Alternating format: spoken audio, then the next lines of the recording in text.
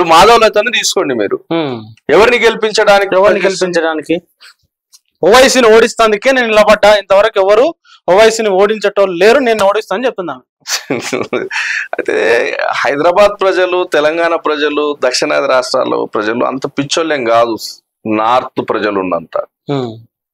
Hyderabad parliament లో 2019 election టైంలో ఉన్నటువంటి మొత్తం ఓటర్ల సంఖ్య 19,27,000 చేంజ్ ఉంది. ఈ రోజు సరాసరి 20 లక్షలు ఉండవచ్చు. అందులో ముస్లిం ఓటర్లు 65% ఉన్నారు. 2019 లో టర్నౌట్ అయినటువంటి ఓటు శాతము 44.4%. ఆ 44.4%లో 90% టర్నౌట్ అయింది ముస్లిం కమ్యూనిటీ నుండే. ఇప్పుడు బై డిఫాల్ట్ గా ఆడ గెలిచేటోడు ఎవడు? ముస్లిం నాయకుడే. మరి ఈమె ఇవంతా తెలియకుండానే అక్కడ వెళ్ళిందా? 65% ముస్లిం ఓటర్లు ఉంటారు. ఒకవేళ మాధవీలత నిజంగానే హైదరాబాద్ లో పోటీ చేసి గెలవడానికి వెళ్ళినట్లయితే రజత్ శర్మతో చేసిన ఇంటర్వ్యూలో ముస్లింల మీద ద్వేషం వెళ్ళగక్కేది కాదు. అంటే ఎట్లా లాజిక్ ఏంది? మాధవీలత అక్కడ పోటీ చేస్తుంది అసదుద్దీన్ ఓవైసీని గెలిపించడానికి. వాళ్ళిద్దరికి మధ్య మంచి అండర్స్టాండింగ్ ఉంది. ఎట్లా? విరంచి హాస్పిటల్లో వీళ్ళు చేసినటువంటి దుర్మార్గాలు అప్పుడు ప్రభుత్వం యాక్షన్ తీసుకోబోతే అప్పుడు కాపాడినోడు అసదుద్దీన్ ఓవైసీ. మాధవీలతను కాపాడిండు. అసదుద్దీన్ ఓవైసీ కాపాడిండు. అసదుద్దీన్ ఓవైసీ యొక్క ఆర్ఎస్ఎస్ బీజేపీకి బ్యాక్ డోర్ నుండి పనిచేస్తున్నాడని ముస్లిం సమాజంలో ఈ మధ్య వ్యతిరేకత వచ్చింది. అతనికి ఈసారి కొద్దిగా అవకాశాలు సన్నగిల్లినాయి. కాబట్టి ఇమీడియట్ గా అసదే గెలవాలి, ఎందుకంటే వాడు బ్యాక్ డోర్ లో పనిచేస్తాడు బీజేపీకి.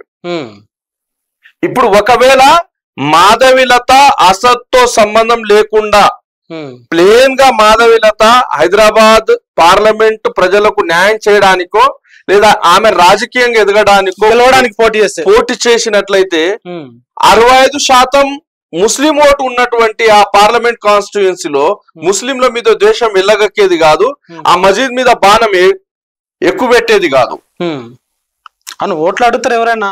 Obviously right. 65% ఓట్ బ్యాంక్, దాంట్లో టర్న్అవుట్ లాస్ట్ ఎలక్షన్ లో 44% ఉంటే ఆ టర్న్అవుట్ లో 90% ముస్లిం ఓటు ఉంది.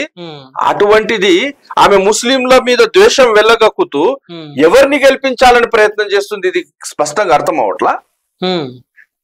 ఓవైసీని గెలిపించడానికి మరి అమిత్ షా, మోడీ ఈమెను తెర మీదికి తెచ్చిరో తెలియదు. నాకు తెలిసిన సమాచారం మేరకైతే ఈమెకు విరంచి హాస్పిటల్ చేసినటువంటి అత్యంత దారుణాల నుండి కాపాడడానికి అసదుద్దీన్ ఓవైసీ ఆమె కాపాడిండు. కాబట్టి అసదుద్దీన్ ఓవైసీని గెలిపించడానికి ఆమె చేసినటువంటి ఇదొక కుట్ర. ముస్లింల మీద ద్వేషం ఇల్లగొక్కితే అక్కడ ఉన్నటువంటి ముస్లింలు అలర్ట్ అయిపోతారు. హిందూ ఓట్లు ఎట్లాగూ లేవు, అక్కడ 65% ముస్లిం ఓట్లు ఉన్నాయి. 65% ముస్లిం ఓట్లు ఉంటే ఎస్సీ ఓట్లు ఒక 5% ఉన్నాయి, 70% అయింది. దాదాపు 30,000 ఓట్లు పైచులకు ఎస్సీ ఓట్లు ఉన్నాయి. ఎస్టీ ఓట్లు 25,000 ఉన్నాయి. వీళ్ళ మాటలకు రాని ఓట్లు. ఇక రిమైనింగ్ క్యాల్కులేట్ చేయండి, ఒక 30% ఓట్లు ఉన్నాయి. ఈ 30% ఓట్లను ఆర్గనైజ్ చేసేది ఉంటే ఆమె పనితీరు వేరుండేది. లేదు, ఆడ గెలవడానికి పని చేసినట్లయితే ఆమె మాట తీరు వేరుగా ఉండేది. ఇదంతా నటన మాత్రమే. ఆమె సోషల్ మీడియా ఏజెన్సీకి డబ్బులు ఇచ్చేసి రకరకాల ఛానల్ కు ఆమెకు రొమాంటిసైజ్ చేసుకుంది.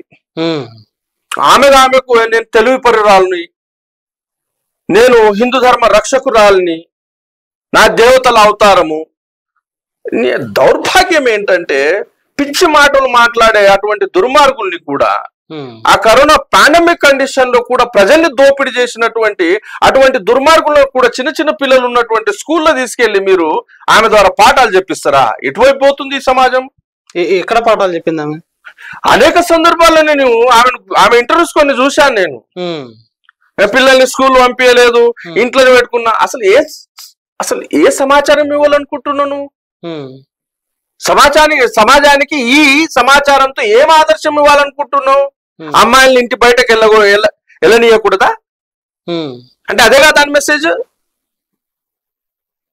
ఆమె ఇచ్చేటటువంటి ఉపన్యాసాలన్నీ పిచ్చి ఉపన్యాసాలన్నీ, సమాజాన్ని రెచ్చగొట్టేటటువంటి ఉపన్యాసాలన్నీ, సమాజంలో విద్వేషాన్ని రగల్చడానికి ఇచ్చేటటువంటి ఉపన్యాసాలన్నీ, ఆమెను ఇన్స్టిట్యూషన్ లో తీసుకెళ్లి ఆమెలో మేధా సంపత్రాలైనట్టు, పెద్ద వ్యాపారవేత్త అయినట్టు, పెద్ద ఆర్థికవేత్త అయినట్టు, లేదా పెద్ద విద్యావేత్త అయినట్టు ఆమెతో ఉపన్యాసాలు.